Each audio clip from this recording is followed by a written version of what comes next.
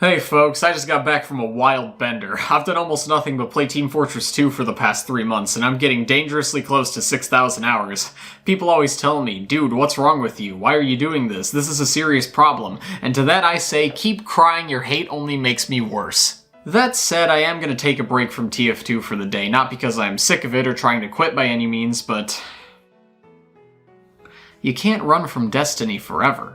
We last left off having beaten gym leader Byron and getting our 6th gym badge, and no sooner do we step outside the gym than Brendan starts talking to us. He tells us to follow him to the Canalave Library.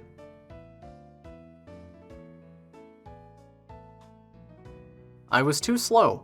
The Canalave Library is a charming little place that has no purpose other than for one story beat to happen. In all seriousness, I do legitimately like quote-unquote superfluous places like this because they play an important role in helping to build the game's world. I will say though, the Canalave Library specifically isn't really my favorite and has always been kinda forgettable to me.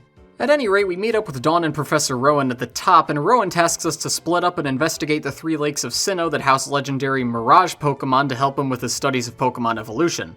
It's pretty cute that Sinnoh thinks it's tough shit for having 3 Great Lakes. We Midwesterners have 5. Rowan gives us each our assignments, and bada bing bada boom, terrorism. Apparently, there was an explosion at Lake Valor, a place I wasn't able to access my first time coming by it, and coincidentally, the lake that I was assigned to investigate.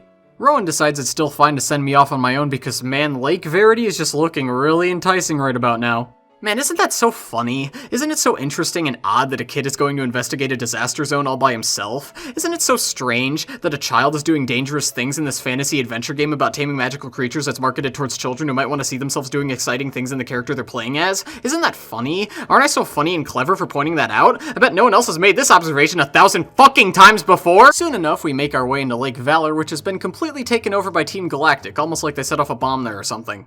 There are dying Magikarp everywhere, and this guy here called my home cul-de-sac of Twin Leaf a hick town. Pretty rude, dude. It has a ton of cool rocks and sticks. After just a few battles with some grunts, we enter the cavern and come face to face with Galactic Commander Saturn. I'm gonna be honest, I think it's kinda cute that all the Galactic Commanders are named after planets. It's a fun little thematic touch. What isn't cute, however, is how these bastards don't have any Pokemon. I complained about this last time, so it's not really worth continuing to dwell on, but yeah, Saturn falls victim to the same only 3 Pokemon this far into the game problem that Byron had. Though to his credit, he did actually manage to take out 2 of my Pokemon, which is more than I can say about the other guy.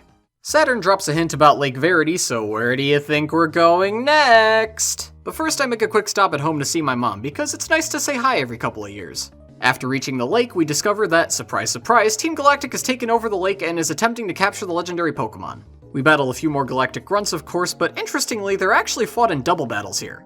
As I've said, I think the game would benefit from having more double battle-centric segments, so this is a fun thing to experience, if only for a fleeting moment. Of course, the battles with the Grunts mainly serve as a warm-up for another battle with Commander Mars. Dawn sucks at battling, so it's up to me to save the day, and yeah, she's only got 3 Pokemon too. I don't have much to say about this fight. After defeating Mars, we find out that Team Galactic has in fact already captured the legendary Pokemon from all 3 lakes, but we also sent Brendan out into the tundra by himself, so we might want to check up on him. This leads us into the 3rd and most daunting challenge of this lake battle saga, Lake Acuity. This lake is way out at the very north of the region, and we have to trudge all the way through Mount Coronet and routes 216 and 217 to get there. It requires the use of strength, so I had to temporarily swap out Flowey and replace him with Disaster. God damn you HMs. One part of Mount Coronet we have to travel through is this basement area that has a small lake and is covered by fog. This one little room has always been weirdly memorable to me. I honestly have no idea why. I guess just because the lake and the fog give it slightly more distinguishing features compared to the rest of Mount Coronet, but even still, it's so strange that this one room with not much going on and it sticks out so much in my mind when I think about this game and its map. It's kind of fun what sorts of random things in this game can leave such a lasting impression like that. Pretty soon, we exit Mount Coronet and enter Route 216. It's our first major snowy area of the game, which means it looks pretty cool but plays pretty dumb. Hail is active in battles here at all times, which means any Pokemon that aren't Ice-type are taking damage every single turn. On the bright side, speaking of Ice-type Pokemon, it's here that I find my 6th and final new member of my party, Sneasel. I caught him in a quick ball, named him Weezer, he got owned by an NPC because he was underleveled, it was a fun time. So naturally, I turned to the tried and true RPG activity for when a party member is underleveled, grinding. I used EXP cheats and fast-forwarded the game to expedite the process, and to be honest, I don't really feel bad about it. Yeah, this isn't how the game is supposed to be played, but I've been a good boy for most of this playthrough, and grinding is a miserable and incredibly boring process. I will say though that grinding can be very tricky to avoid in RPGs. There's no perfect way to design difficulty. Everyone plays the game at different paces, different styles, and different skill levels, and what works as a good, fair difficulty curve for one player might not work for another. That problem could be partially alleviated by difficulty settings, but Pokemon has always avoided those like the plague for some reason. I'd also add that there is some satisfaction to be found in grinding. Getting your shit wrecked and being forced to actually put in the time and effort to better your team and then coming back stronger to overcome obstacles can be really rewarding.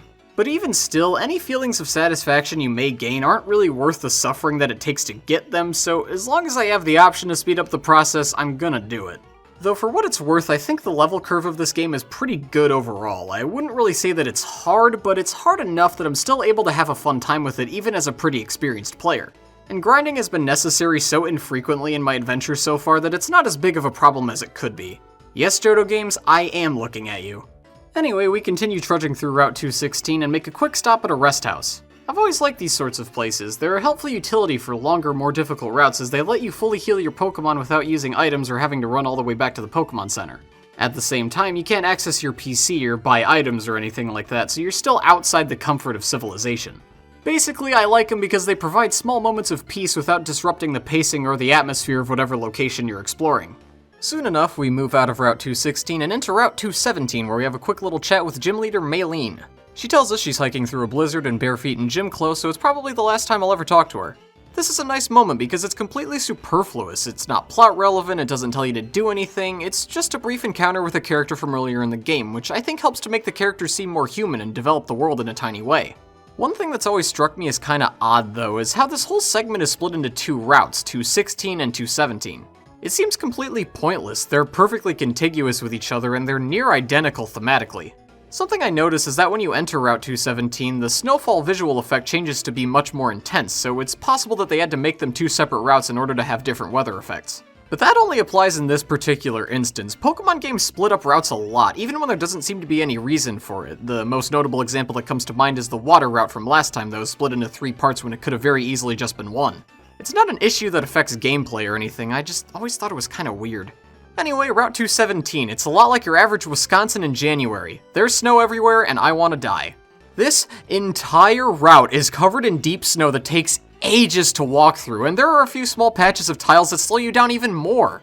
Even when putting the game in fast forward mode, I'm barely moving quicker than a walk. Your screen is also covered with this insane blizzard effect, and so much of the route is completely open snow, which means that if you want to make sure you explore the area thoroughly, you're going to be zigzagging around with no sense of direction at a snail's pace. Also, there's a random house with a person that talks weird and gives you an item that increases the power of ghost-type moves. Huh. It is one of, if not the most grueling locations to navigate in the game. And it's not even because the level design is particularly tricky or because the trainers are particularly strong, there's just fucking snow everywhere. One thing that I will give to it though is that because of how nightmarish it is always incredibly satisfying when you finally reach the end of it, no matter how many times you play through this game.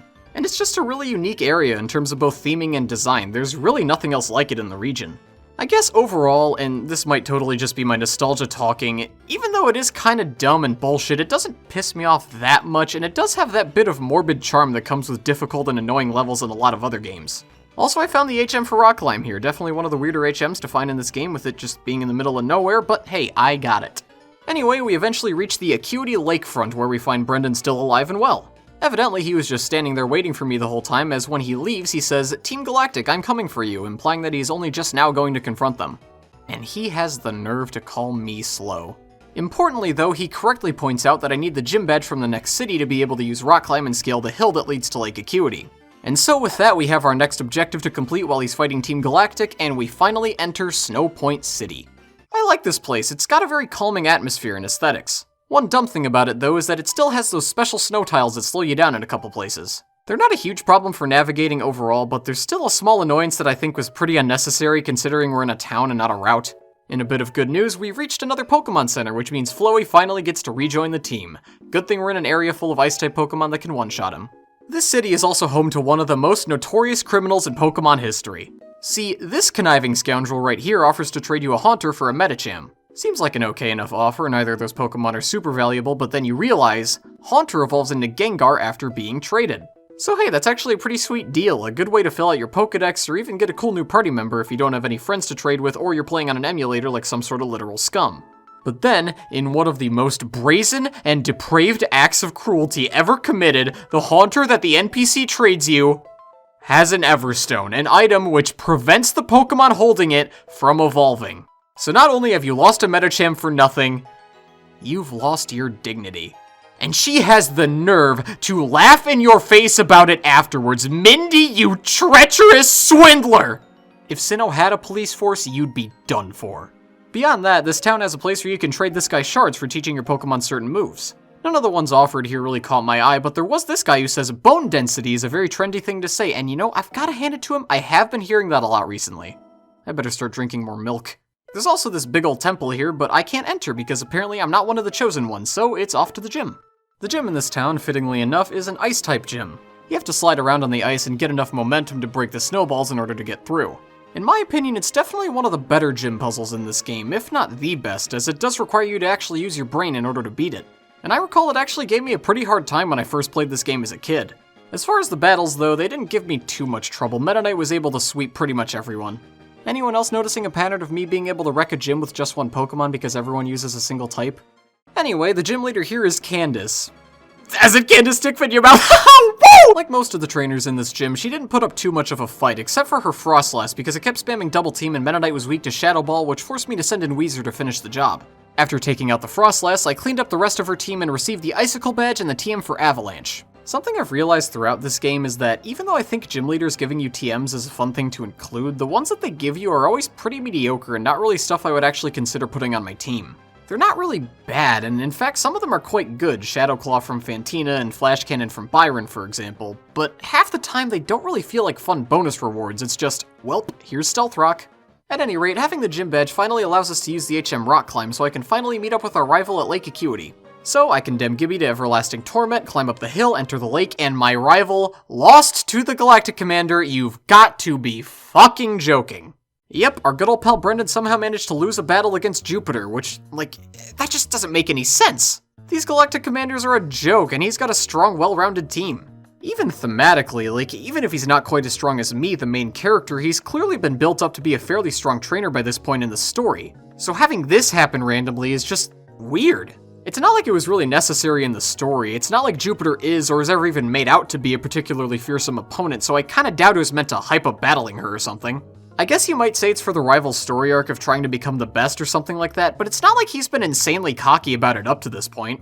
Yeah, he's confident, but he's never come off as particularly delusional or in need of some wake-up call. And in fact, his only takeaway from this event is, I gotta work hard to get stronger, which is basically what he's been saying throughout the whole game. Even if you really wanted to include something like this, you could have easily just had him battle like a gym leader or another important character or something, not goofy-ass Team Galactic.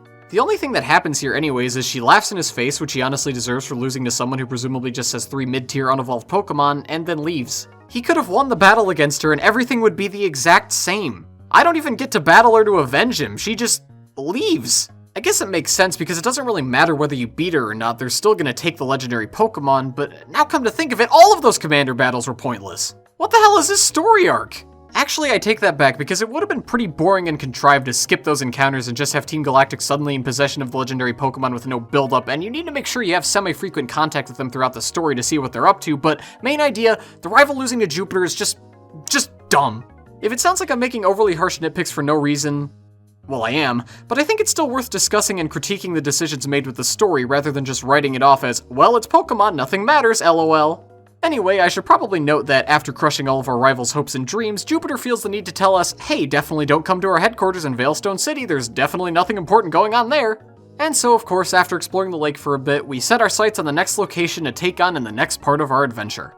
And that concludes today's chapter of Pokemon Platinum. I'm off to drink some more milk so I can get big, strong, dense bones like all the other cool kids. I've already broken this bone 3 times, so I'm either stronger from the experience, or I'm at a severe disadvantage. Well, either way, getting some extra calcium never hurt anyone.